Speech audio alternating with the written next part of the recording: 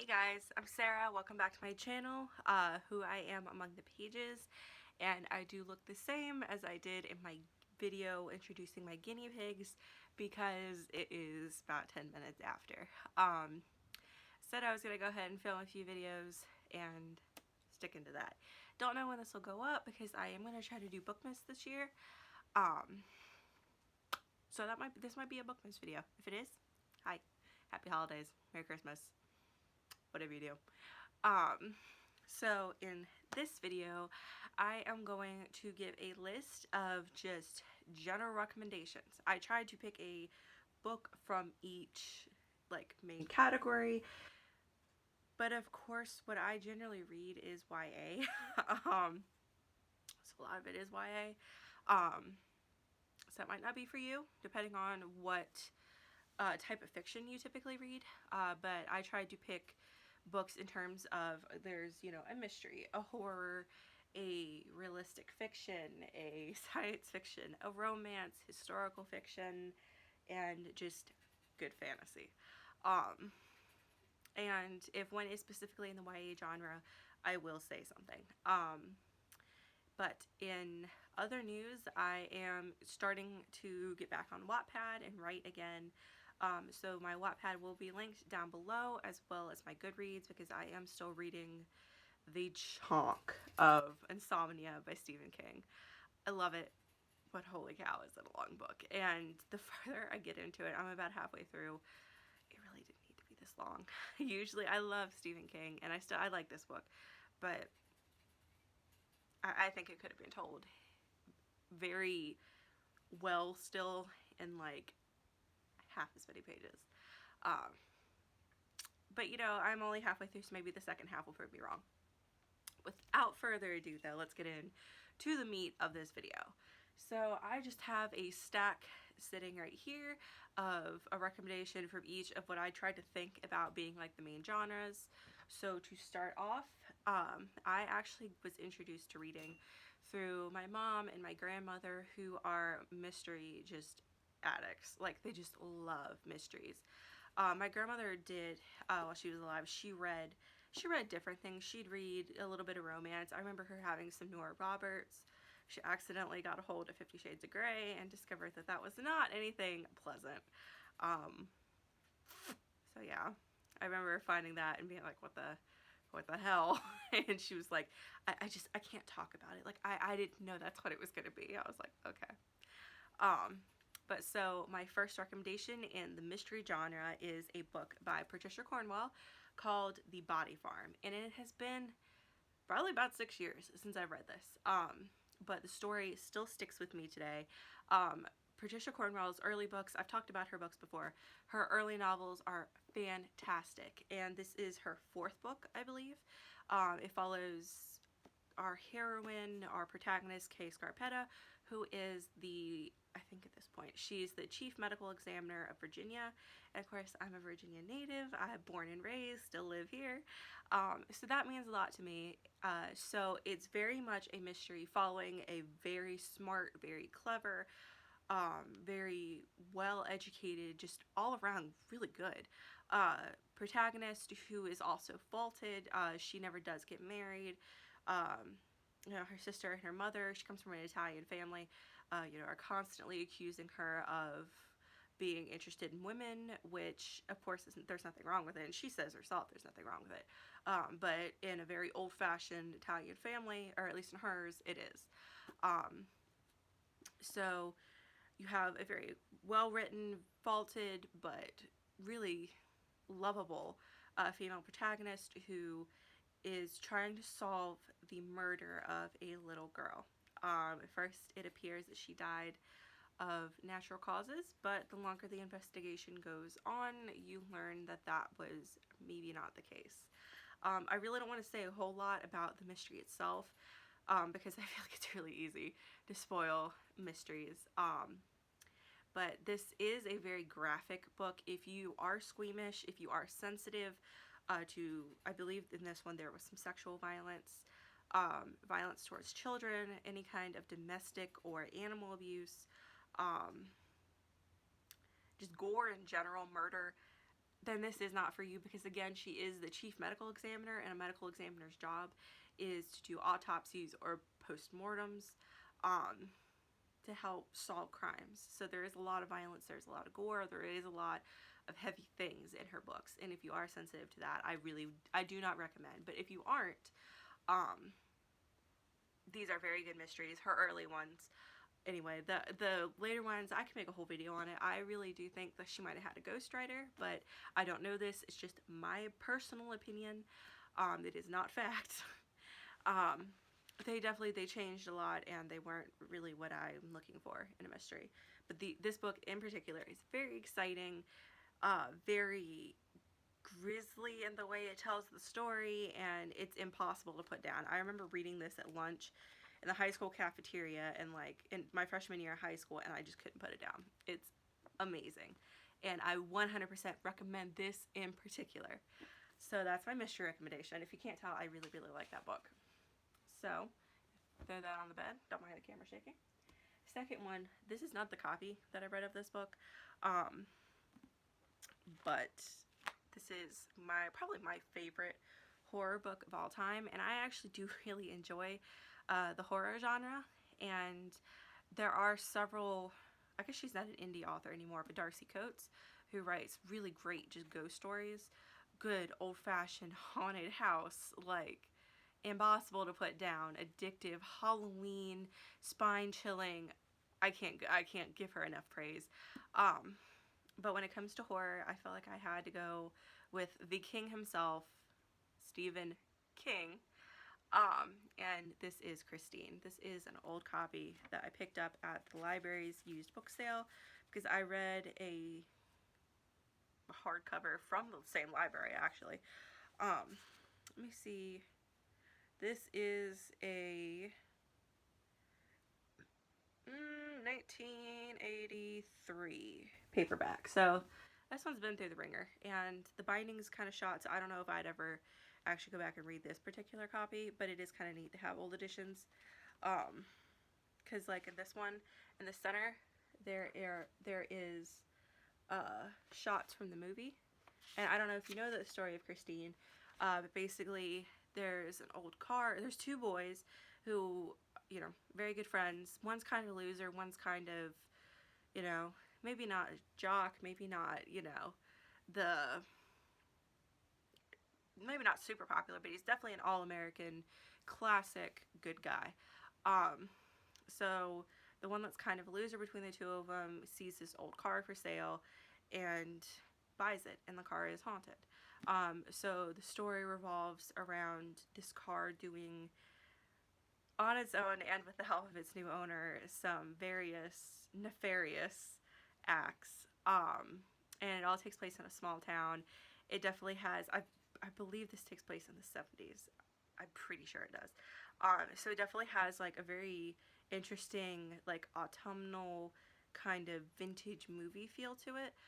If you've ever seen Halloween, like the original Halloween movie, it definitely kind of reminds me of that. It gives me the same vibes. Again, if you're sensitive to gore, this is gory. There's one scene that I still kind of think about sometimes, and I'm like, how the hell did I read that at 14? Because I read a lot of disturbing things when I was 14, actually, around that age. I should, yeah, that makes me feel a certain type of way. But anyway, yeah, it's a really good book. I really like antique cars too, so if that's a particular interest of yours, I know it's a very niche interest, but it's great. The car is gorgeous, and I grew up with antique cars, so that was a major draw for me personally. Very good classic horror story, good ghost story, nothing too complicated. It's not, maybe not an easy read, because there are parts that are quite freaky, but I really recommend. Very good classic horror story. Of course, I love a good ghost story. That's what it is, but it also has a spin on it, because it's not necessarily a haunted house, it's a car. And I don't feel like you see that. I think that trope kind of started with Christine. So I always think it's interesting to go back and read the works of fiction that started tropes in our modern media. So moving on To switch gears entirely, this is a YA novel, but it was the best example of just realistic fiction, casual fiction, whatever you want to call it, that I can think of. And that is, I've talked about this before, but Fangirl by Rainbow Rowell. Um, so I've talked about this book plenty. It is one of my favorites. Um, this follows Kath, who is a very well-known fan fiction author, but she writes under a different name, so nobody knows it's her. Um, and she is a freshman in college with her twin sister, who also goes to the same school. And it's a story about her trying to find her way through her first year of college, and about the things that she's passionate about, and dealing with um, family issues because her mother did leave, and her father has his problems. So it's about a young character, but it's a very deep story. It deals with passion and feelings of being lost and being abandoned. And starting college is very difficult. I've talked about this before. I went to community college, and the adjustment to the independence you have in college, period, is kind of wild when you go from high school. But then going into a university, it is so different, and it's kind of hard. And Kath is a very anxious person, and that's something I've dealt with for years. And so it meant a lot to me to see a character very raw and very real about what it's like.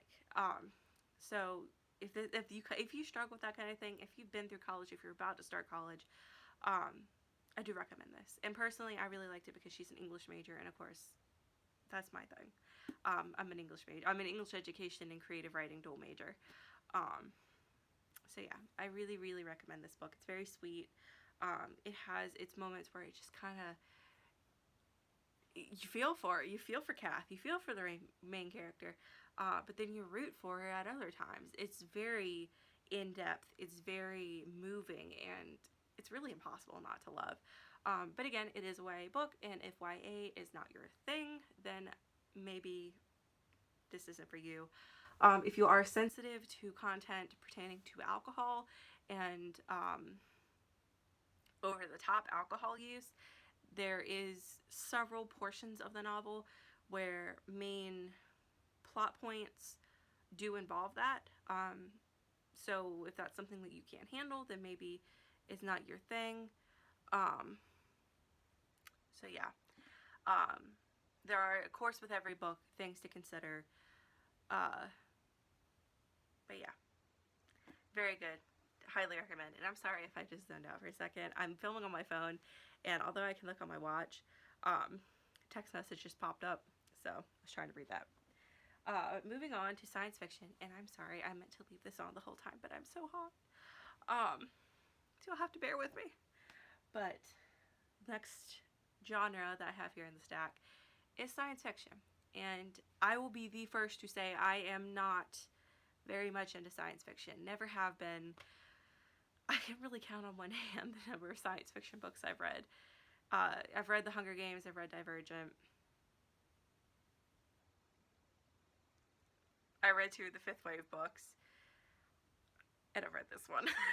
Like, science fiction just doesn't typically. And I've read, for school, I read Parable of the Sower by Octavia Butler. But on my own time, I don't read science fiction. And this actually is a book I had to read for school, and I only had to read part of it, and my professor was really cool. Long story short, we had this project in my books, libraries, and archives class, which is the intro to the English major, basically, at Virginia Tech, and we had to go down in the archives and look at these science fiction serialized magazines where long stories are broken up into separate parts amongst or throughout the issues of the magazine. So we had to pick a story, pick an edition to read that chunk of the story, and then we had to read the novel that it came from and write a paper, something pertaining to that. It could be anything. So and my professor was, I'm sorry, I'm trying to figure out like what is important to the story and what's not. But my professor was super cool, and instead of like making us buy the book, she actually bought everybody in the class a copy of the book that they were reading in the serialized magazines. So I can't even imagine how much money she must have spent, because I'm pretty sure she paid for it out of pocket, and I would never have expected a professor to do that. But you know, it was awesome, and it's now like my favorite science fiction book. So it is Tough Voyaging by George R. R. Martin, and I have never seen anybody talk about this book before. Um, but it's so good. Basically, it follows this kind of space outcast who is kind of doing his own thing. He's like a merchant. He's an honest space trader who likes cats. So yeah, he's kind of this we would refer to him probably as a neckbeard on the internet terms. He has a ton of cats. His cats are very cute. I like them a lot. And he meets up with a group that are basically out to find this like long lost treasure of a lost civilization, and they're traveling through space, and there's lots of betrayal, and he comes out on top, and it's like one thing after another. He kind of just goes and saves this world, and then because he did that, then this happens, and it's very complex. It's very good. And he's a super flawed, kind of unlikable protagonist, but at the same time he's interesting. um, Again, it's been a while since I read this, and I did mostly read it for school. I only had to read like the first 100 pages, but I did finish it, and I do recommend. And it is George R. R. Martin, so if you are a fan of Game of Thrones, it is still his writing. It is still, it is a much earlier story than Game of Thrones. Let me see if I can find the original publication date. I think it was, yeah, in the 80s. 1986 was when the story was finished. It originally published in Analog Science Fiction magazine, which is where I had read it originally in first editions, like the magazines that somebody had donated to our special collections at school. And if you all are curious, the edition that I read was The Plague Star. It was published in 1985. It was the January and February edition. It's very good. I know I'm kind of, you know, glazing over it a lot, because again, science fiction really isn't my thing, and I'm not really experienced with talking about it, so I feel like I don't have as good of an idea of how to talk about it as I do like fantasy or romance. Yeah, very good if you want to follow a unreliable narrator. I'll say that much. It's in a very cool space, futuristic setting, and it talks about Earth. Earth is like an ancient civilization. It's very cool. If you like Star Wars and that kind of thing, you'll probably like this. It's definitely a good baseline space story. So the next book I'm going to talk about, I think I've talked about it before on here, and really go look anywhere on BookTube and you'll find this book. But it is Red, White, and Royal Blue by Casey McQuiston. This was her debut novel, I believe, and it follows an alternate reality of the son of the first female president of the United States. So it was as if, and you know, it's not Hillary, it's just another, like, I forget what her name is, but it's completely alternate history. So his mom is the first female United president, first female president of the United States. Sorry, my phone's freaking out. And on the other side of it, it follows one of the princes of England, and of course, it's not Harry or William. It's a completely fictional character. But we definitely see how it is to be the child of a world superpower, and it comes out that they are both, although not having had a good relationship, they've always kind of been enemies, if you want to call it that. We learn that they are not quite as hateful towards each other as they might have originally thought. And it definitely follows a tumultuous, what I would consider realistic, relationship of two young men discovering who they are and what they need. It's a good family story because, you know, his mother is the president of the United States, and it really focuses on the importance of family too, and what family can mean in hard times. Because of course, you know, it is controversial when the world finds out that, I think his name's Alex. Yeah, Alex Claremont Diaz. So he is also Hispanic. The Alex is. Um, and Henry is the prince. Yeah. So, you know, it has to do with international relations. It's very political. If you are somebody who looks for a lot of representation in books, there there's of course a great feminist representation, um, a LGBT representation, because of course it is a romance of that nature. Um, yeah, it's good. It's, you know, it has its ups and downs because it is a romance at the end of the day. Um, it's just good. Like, you know, it is romance. This is my recommendation for the romance category. I believe it is new adult, not young adult. Um, and there are some scenes where I would definitely say readers should be a little bit older to be dealing with. But at the end of the day, if you're younger, you can handle it. I'd say with some permission, maybe. It's fine. It's really not that bad. But yeah, very good. Very, very good. Very fluffy, very sweet. So my next recommendation is something I have talked about time and time again on this channel, and it is for historical fiction, even though it can fall under like 3 other categories. It is Outlander. Oh, I just hit myself in the face. Oh, crap. But it is Outlander by Diana Gabaldon, and this is my signed fancy edition. Let me see if I can find her signature in here. Yeah, that's her signature up there, folks. That's right, the queen touched this. The queen. But anyway, this picks up in not the early 40s, like the late 40s, right after the end of World War II. Claire Randall and her husband Frank go to the Scottish Highlands for a second honeymoon, and crap ensues. She ends up back in time, in the time of, let me see if there's a year, in the year of our Lord 1743, and she is thrust into the political and dangerous time of the Scottish clans. And of course, if you know anything about Scottish history, it is right before the Second Jacobite Rebellion, where clan life basically ended. It's very romantic. She does fall in love with a Scot named Jamie Fraser. So there is a huge... this book, I think, is a lot of times listed under romance, but it does take place in the past, so I'm grouping it under historical fiction for these purposes. It's very romantic, very nice. There's a lot of adventure, high stakes, and, you know, it's very well researched. It's very historically accurate, so if you're looking for a slice of life story from both the 40s and the 1740s, it's a good book. The characters are very deep and very believable.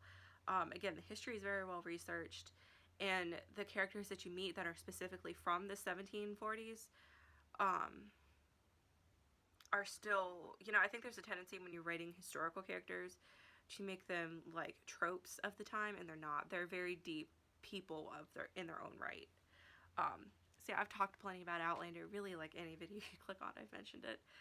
But for my last recommendation, this is fantasy. This is specifically YA, but I do consider it a very good fantasy, and it is A Court of Mist and Fury by Sarah J. Maas. This is the second book in her A Court of Thorns and Roses, not trilogy anymore, series. Again, it's been a while since I've read this, but it is very high stakes, and the characters just really grow so much within the story, and you learn so much more about the depth of the world and what it takes to survive in this world. It's very good. You know, I'm not going to say too much about this because everybody and their brother has talked about A Court of Thorns and Roses. It does start out as a Beauty and the Beast retelling, and then it's kind of flipped on its head, and it turns into a story about the Fae. Again, this is a sequel, so there's not really a whole lot I can say about the plot of it without ruining the first book or spoiling something in this book itself. But I really enjoyed it. I would, of course, read A Court of Thorns and Roses first, but the second book is personally my favorite.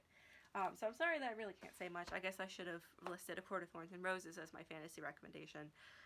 But the second book is my favorite. So that pretty much sums up this video. It's kind of scatterbrained, like most of my videos are. Nonetheless, I hope you all enjoyed it. You know, if you decide to try any of these books because you haven't read them, let me know what you thought. Or if you have read these books or you refuse to read these books, let me know. I'm just curious about what people think. Like, these are personally, like, my top picks for all the genres that I listed. So I'm really just interested in how people feel about them. Especially as a writer, like, you know, what are the genre elements that people don't like?